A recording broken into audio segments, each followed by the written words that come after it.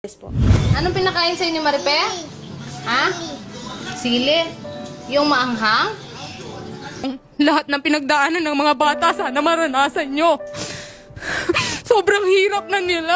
Si Coco, hindi niya man naranasan yung masarap ng buhay niya. Mula sa nanay niya hanggang sa'yo. Hanggang sa stepmother niya.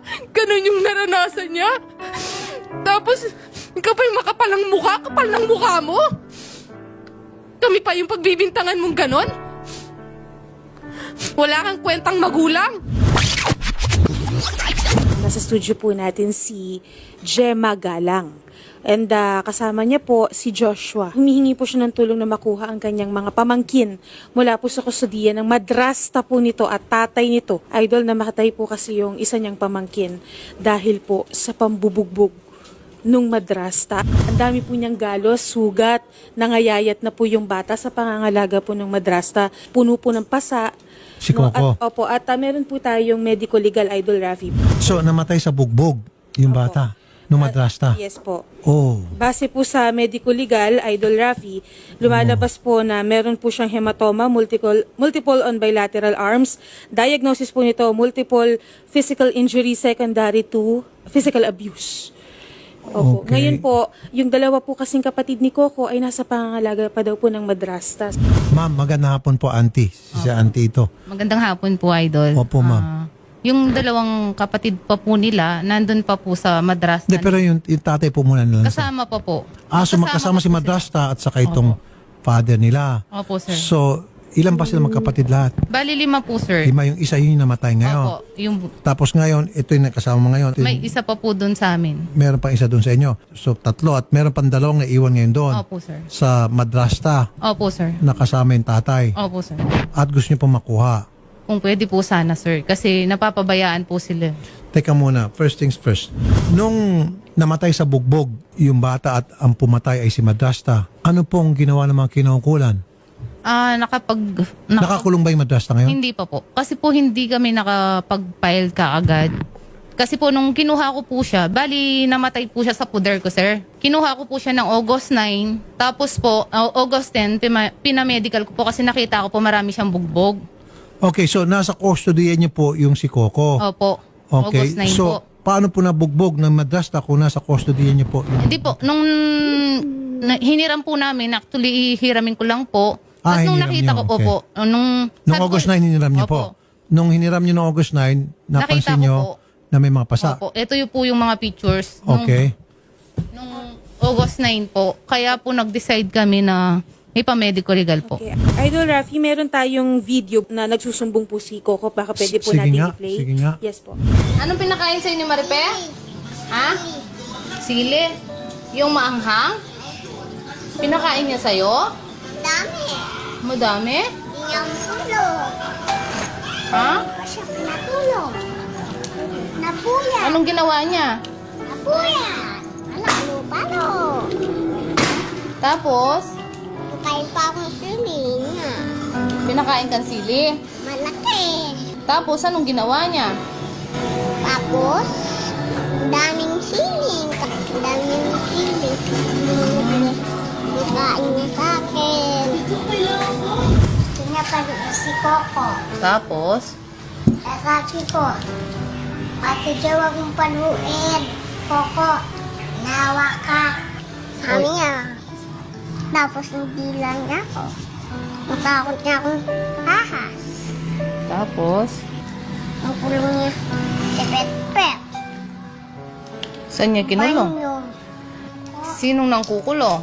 Ate Joy-Joy. Tapos, ang Kuya Jello naman. Pa-iig niya ako. Tapos, nasipan niya ako. Saan kanya sinipa? Ito. Ito. O sinong nangaano sa tiyan mo? Bakit masakit yung tiyan mo? Kuya Jello. Tsaka, Kuya Bonbon. sino pa? Si Joy-Joy. Sino pa? Hindi. Anak din ng Maripe. Kumangkurt na ikaw. Sino pa? Kuya Jello. Lagi-lagi. Tapos Ate Joy-Joy. Lagi-lagi. Sipa niya ako. Tulog ako. Oo. Nandun ako. Labas. Anong ginagawa sa'yo ng anak ni Maripe? Nakulot niya ako. Paanong kurot niya? Ni-strong niya ako. Dito ng mata niya. Ako. Matulis na ang kamay niya. Sinong matulis ang kamay? Ashi. Dito. Meron ng sugat. Saan yung sugat mo? Ito. Siya yung nagbugbog niyan? Ako. Anong pangalan nun, anak ni Maripe? Ito. Anong pangalan yun, Pet? Ashley Alabaro.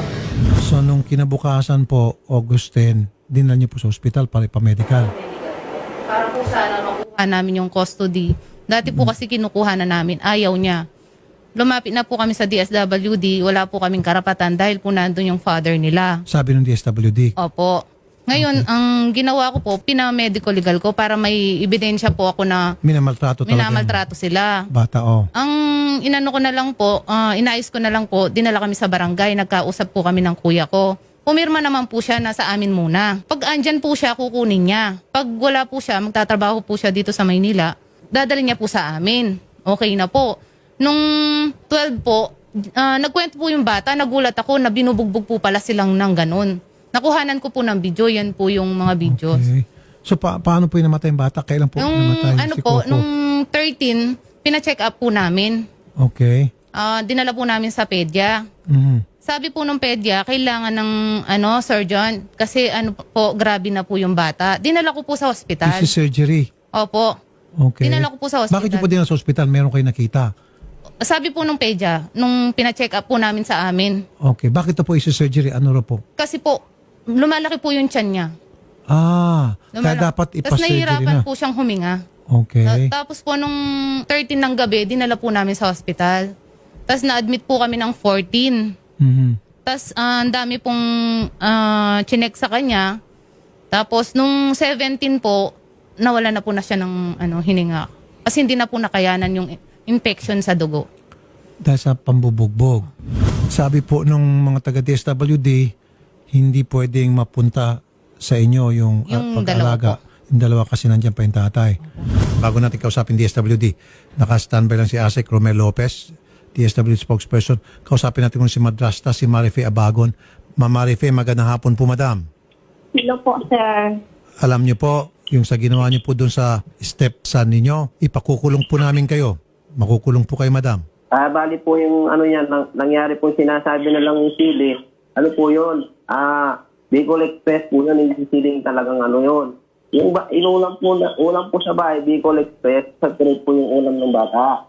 So yun po, inano po ng kapatid ko, sinabi niya na pinapakain ng sili, hindi naman po pinapakain ng sili ng bata.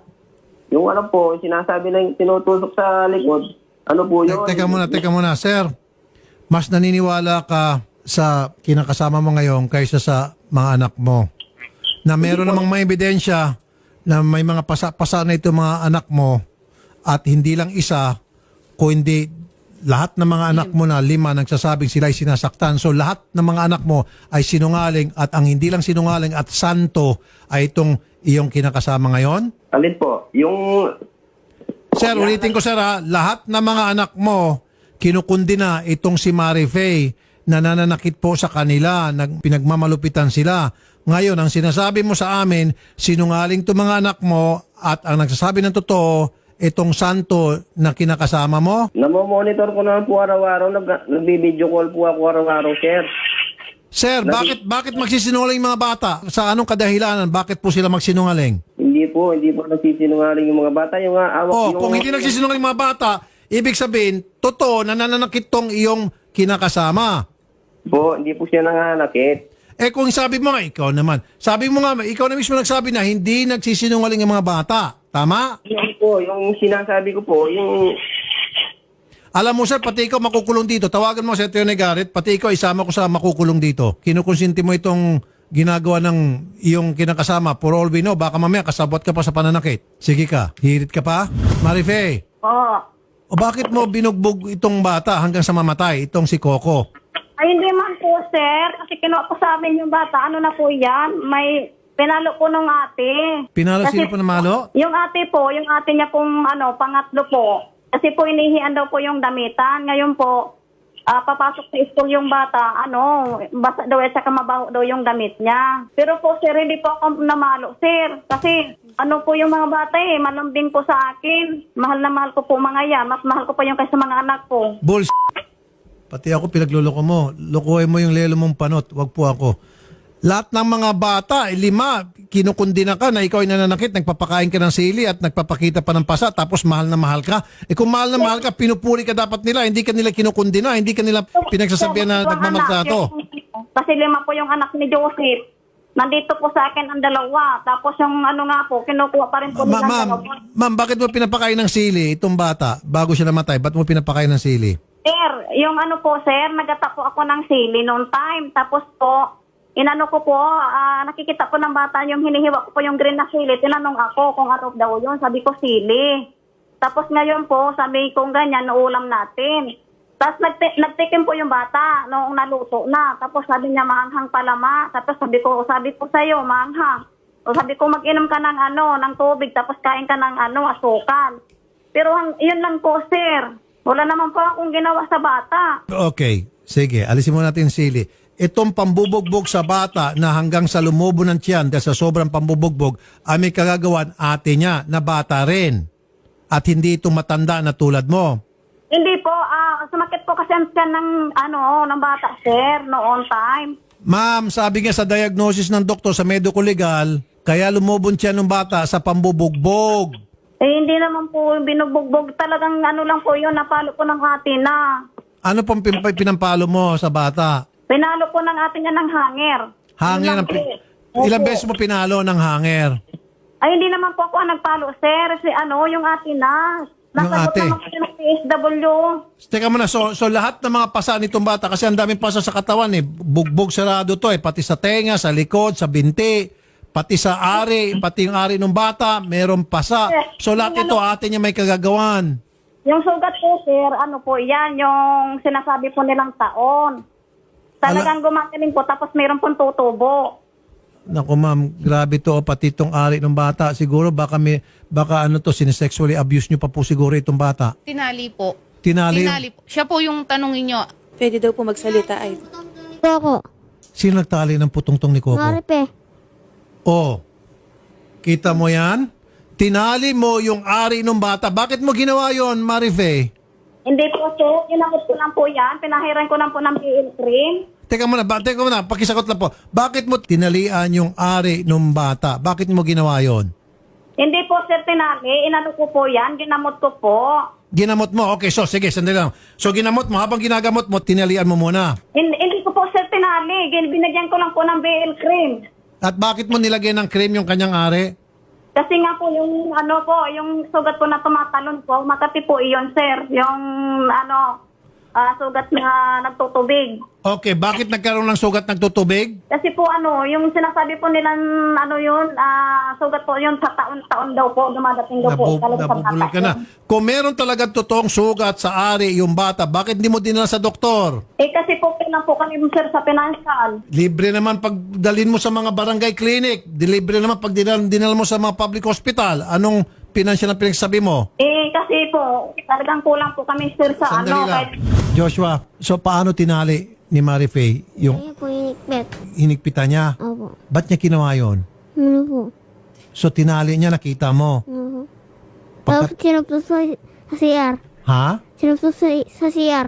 Sa CR, tinali niya. Sinubsob po daw niya sa CR. Si Coco. Si Coco. Matapos itali yung ari.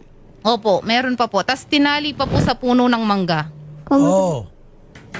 Tinali sa puno ng mangga? Opo. Ikaw tinali sa puno ng mangga? Sila pong dalawa. Dalawa kayo? Dalawa po sila. Ba't kayo tinali sa puno ng mangga? Wala po kami ginagawa. Wala kayong kasalanan? O alam to ng tatay nyo? Hindi po. Nasaan si tatay nung tinali kayo sa puno ng mangga? Sa trabaho po. Okay, hindi kayo nagsumbong kay tatay pag uwi niya galing sa trabaho? Hindi po. Hindi niya sinabi? Tapos inutok sa pader si Coco.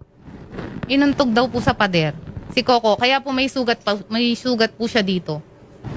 Palagay ko may sira sa ulo itong si Marife. Hindi lang po siya, sir, pati yung anak niya.